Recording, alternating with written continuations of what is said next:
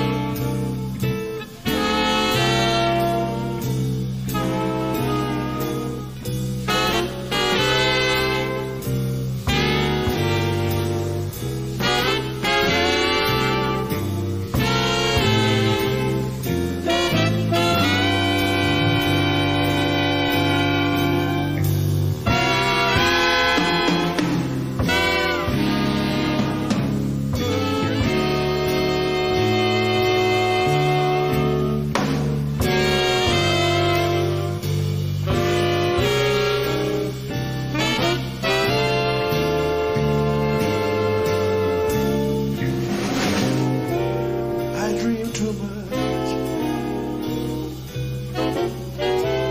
But when I dream too much, I only dream to touch your heart again. I close my eyes and see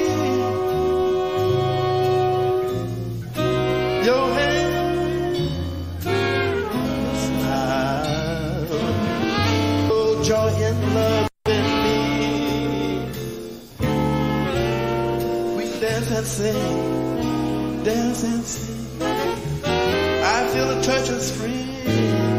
I feel the touch of spring. I dream of everything. I dream of everything we two have known. And yet my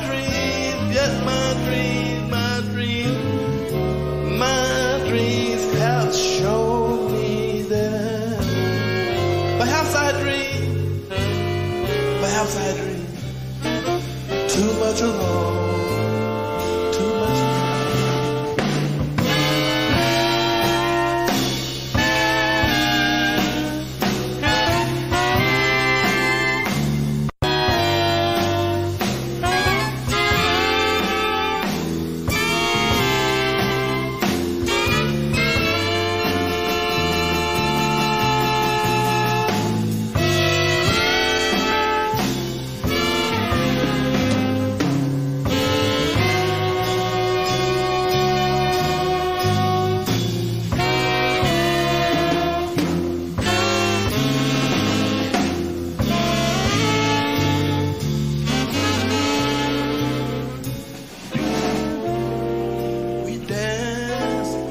Dance and sing.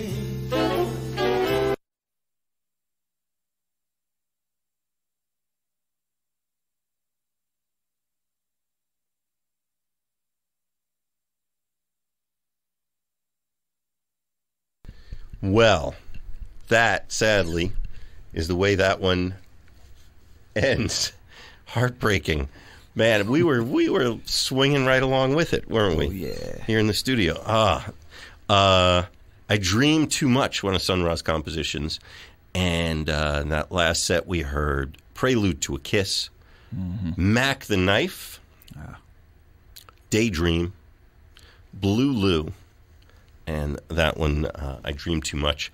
And it's a live recording from the WKCR archives of Sun Ra, the orchestra, in Schauburg, Bremen, Germany, June 24th, 1986. You could call it an unusual set for the orchestra, but maybe every set they played was an unusual set.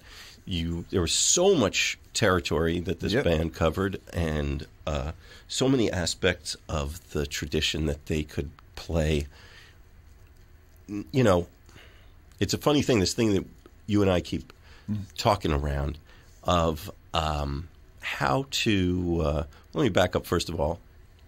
I introduced the music, our guest, Eric Person, in the studio tonight. If you're just joining us, well, you missed a monster set from Sun Ra and the orchestra, but and also a lot of great insight from Eric Person, big band playing Wednesday night at Dizzy's at Jazz at Lincoln Center, 2 sets, and 7:30 and 9:30. 7:30 and 9:30 Wednesday night. And how do you? It's the fine line between really inhabiting a genre of music and doing a pastiche of it. It's you have to be a discerning listener to find the authenticity there that I find listening to this, to Sun Ra. I think they really can inhabit that music in a way that few could in 1986. I don't think Sun Ra would allow, those guys to play that music and not have it sound authentic, in the way that they're doing. I mean, we were talking about those guys lived together, so they were talking about the music, the goals of, you know, a performance and whatever. And since he was connected to that through, you know, playing back in those bands and Fletcher Henderson, you know, he knew exactly how to dictate to those guys phrasing and suggestions and different things. And then when you have the same guys playing your music for decades, I mean it feels great when you have just guys playing your music for one tour. So just think about decades. Yeah. Yeah. I mean, you know what I mean? You can write for that guy, you know, just like how Duke Ellington used to do, and you know, you're given so much freedom to create. And maybe you could talk about the differences. I mean, a good band made up of university music students, accomplished students, could they might look at these charts and go, "Oh, that's simple. We could do that standing on our heads." But it's not going to quite have the nuance. Yes. What are those little nuggets that make the difference? Listening, you know, listening to each other is real important. And respect for the other guy sitting next to you, you know, to want to connect with him or her to make the music better. That's real important. I mean, I know somebody be like, "Oh, come on." I mean, isn't that what everybody would do? You'd be surprised. We were also off mic while the music was playing. We were talking about Marshall Allen had that great solo that seemed at the same time he's really playing this music in the tradition and yet extending into the outer atmosphere. And maybe you could talk through a little and multiphonics, yeah. I mean, he was good at that. I mean, he is good at that. I mean, it's daring, you know, it's daring to even just say, "Hey, you know, that's a D major chord. I'm gonna play E flat over it." You know, so just to decide to take a totally another approach that's going to be in some circles be seen as outlandish, or it might even be hated. I mean, we heard the audience, and they were on that particular song kind of gave a lukewarm kind of applause, and that's because who knows, it might have been a lot of people who, "Oh, that's my song," you know, and then they hear that version and be like, "Oh yeah." I got the sense it was a little muted. It was a little muted. It was. I think it might be a more traditional venue. Is my sense of it. And that's cool. I mean, every applause for every song doesn't have to sound like Tom Brady just ran in the football for a touchdown. You know what I mean? It's like there's different variances, and you take it in. You just say, "Okay, cool, whatever. Next song." You know, we gave it our best shot, or you know, that's how we do that. And maybe you guys didn't receive it the same way, but maybe next town. You know, it was gigs that, you know, I played with groups where, let's say, this guy in the band, it was almost like, and this wasn't the case, he was getting all the house. He was getting, everybody just loved this guy's playing. And then the next town, it was like me. You know what I mean? And it wasn't him. Right. You know, sometimes it's just stuff like that. You don't know why. It's just, you know. Right. But anyway, when I think about how he was playing on that song, you know, I immediately think of me taking that approach. How would it feel me taking that approach? And I'd be like, even that's a stretch for me. You know what I mean? I mean, so I can admire that. You know, he's that's his way of expressing. He mixed a whole. It's like wearing a plaid shirt with a striped suit. Well, in that case, you're like, don't do that. But then there's one guy who'll be like, "Wow, I wonder if I could pull that off." No.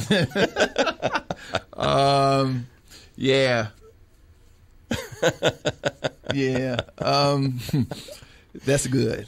But another thing we talked about that we didn't share with the audience, we were noting the harmonious blend of hearing those, especially those woodwinds. Very, very, and I guess this is very consistent with going back to those territory bands, the woodwind heavy. Yeah. And there are some great trumpeters that played with Sun Ra through the years, but this band very much focused on the woodwinds, and there's always a preponderance of woodwinds, and that those guys just breathing together, full-bodied. Nothing. Yeah, that's a full-bodied sax reed section sound there. You know, you never saw the whole band come out and tune up together on the bandstand. That was not this band. Yeah, I think that adds to the richness of blend. I've heard different things about that. Yeah, that you know, it's almost like that extra thing. It's almost like another pitch in there. You know, instead of it just being like we're both playing C's here, we got a C sharp in there too. You know what I mean? It's not that bad. You know what I mean? But it does kind of add in some cases to maybe some of the fullness. There's just a kind of confidence. The guys that, not that it has to be guys, but often guys, that the great arrangers, you know, that, and listening to Ellington's the classic to go back to, but it's in Gil Evans' music. It's in, you know, the rare echelon at that ilk who seem to just live it and breathe it and have it in their heads and can hear it before they hear somebody play those notes together. Yep. And Sun Ra seems to have that. I was just reading something about Neil Hefti, and a guy was saying that he was able to just write a whole score out without not even being by the piano, you know. See, and it was this guy, I can't remember who it was. He gave an example of just that. You know, he was like, I think he told him to write an arrangement of something for the next day or something. He just sat down. He had the music there. He was like, okay, here's the bones, and okay, here's the trumpets. And he just went down the whole line. And he said that they played his scores like with no, it would be like no mistake, almost like Mozart was like dictating. Right. Yeah. Those guys who or whatever have it in their head. Neil Hefti, the bassy, and then became a great Hollywood scorer. Yeah, and theme songwriter. Yeah. Odd Couple. Yeah. I mean, you know, it's a lot of different levels of every kind of talent, but I mean, maybe everybody can't do that, and which doesn't lessen, you know, what they do if the end result is magnificent, you know, but having perfect pitch, and I guess in that case, you know, would lend you the ability to do that, you know. Well, we could have put the focus on any number of different Sun Ras. Sun Ra, the electronic innovator. Sun Ra, the textural reinventor. Sun Ra, the myth scientist. But we found this fantastic set of the orchestra playing some music from the tradition that he came out of.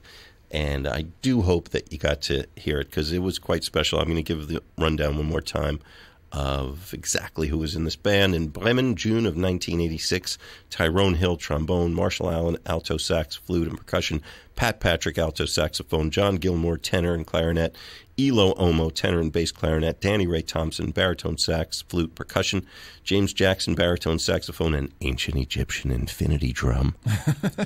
Bruce Edwards on the electric guitar, Rollo Radford on the bass, Marvin Boogaloo Smith on the drums. And they ran through some fantastic originals of Sun Ra and also some of the greats from the moldy oldies that they brought new life to. East of the Sun, Yeah Man, Prelude to a Kiss, a little Ellington in there, Mac the Knife, a little Armstrong reference. And really beautiful, beautiful set, and I'm putting the focus on that great 20s, 30s music that Sun Ra. There would be no orchestra without all that, even when they're extending into other universes. Other realms. There's still that underpinning. So that was a treat. And that's music from the archives, unreleased. You won't hear it anyplace else. I don't even think Radio Bremen is still playing it, but they did play it at least once, and we have it in the archives from them. You are listening to Deep Focus on WKCR. I'm Mitch Goldman. Eric Person, so kind and generous, coming to us tonight when you've got this very, very intense focus of your own on the gig Wednesday night with the big band at Dizzy's at Jazz at Lincoln Center. Yeah, Two sets. Yeah, thanks for bringing me up, matter of fact. I know this was a last-minute call. We've done last-minuter. Yeah, that's true. Yeah, we have. We've done just about every kind of call for this gig, you know. No, it was great. But if you don't mind, I'd like to turn the focus to what we're going to hear on Wednesday. Okay, cool.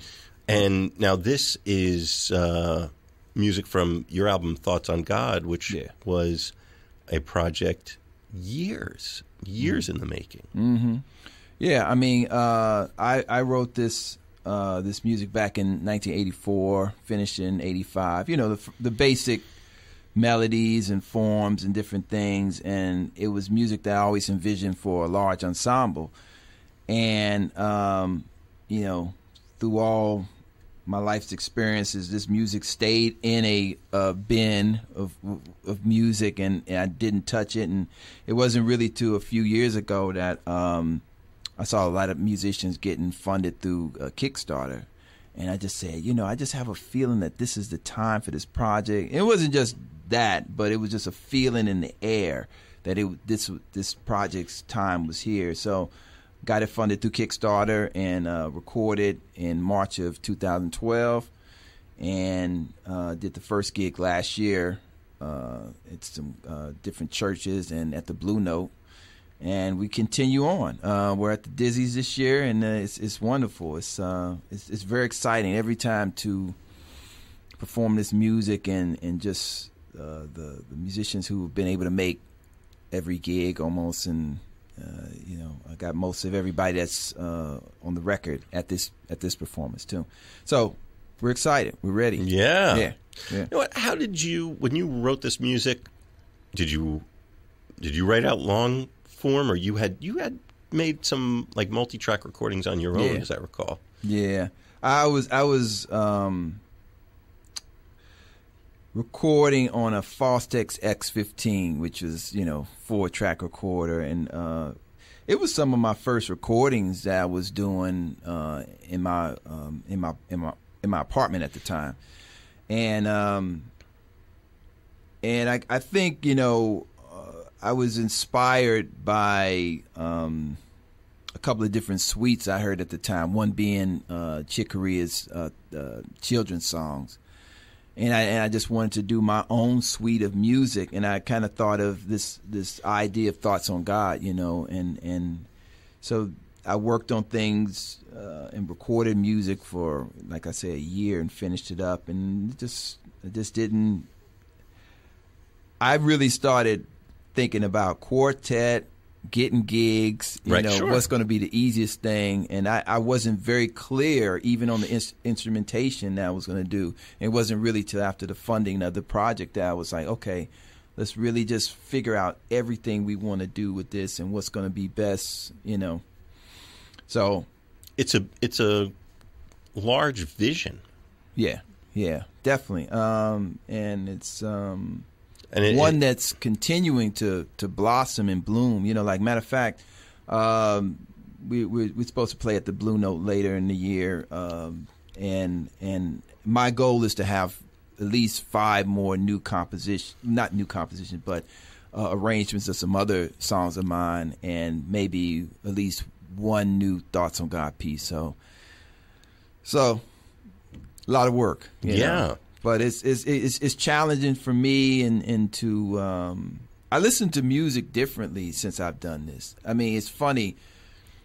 I realized some things about how I create music and listen to music. Just it's like I hear things. I've always heard things multi-layered, you know, But now it's like I can really visualize what I hear much more clearer, I think, you know, because it's like if I'll be somewhere humming something, and I'll be very clear in my thinking, like, yeah, that's the bone section, and that sounds like the trumpet section. It's like more clearer for me, maybe just because I have this now at my disposal. You know, instead of being vague, like, oh yeah, I'm just humming a melody. Who's gonna play that melody? Oh, I don't know. It could be like a trumpet, or it could be me on sax, or it could be, or maybe I could dub. It won't be that. I'll be very much more clear about, you know, what I'm hearing, you know, what's being relayed to me in my mind. So yeah, I like that idea, you know. Can we listen to a piece? Yeah, let's do that. We're gonna listen to track number 6, Back to Center, and this features myself, Dwayne Eubanks, and on Barry sax, Scott Robinson. Yeah. Eric Person Big Band playing Wednesday night at Dizzy's at Jazz at Lincoln Center. JALC, Jazz at Lincoln Center. Yeah. JALC.org is the website. Yeah. And I think it might be /Dizzy's, right? I think so. Yeah. And you can reserve tickets now. That's one of the best ways, because I'm telling you, it's going to be a lot of people down there. Every gig you've done, I've been to a bunch of the ones at the Blue Note, and you max it out. Yeah, it's been good. I've been fortunate. So let's continue that trend. Yes, indeed. All right. So this is from the album Thoughts on God. Yep. Back to Center. Back to Center. Eric Person on WKCR.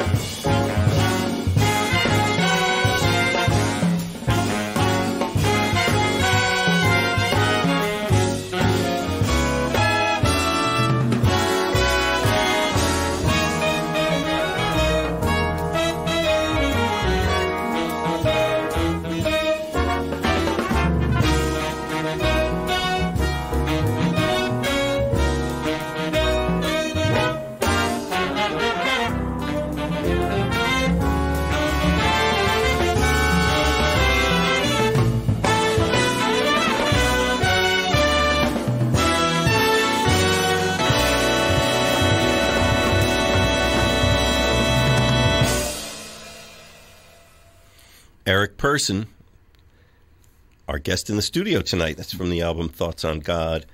And Eric Person Big Band playing Wednesday night, Jazz at Lincoln Center at Dizzy's. Sets at 7:30 and 9:30. Thoughts on God that's a very provocative title. Yeah. And I'm sure is a kind of title that prompts some very varied impressions in different people's minds. One person's going to take that one way and another person's going to take it another way. And how do you take it? Where'd that come from? Well, I mean,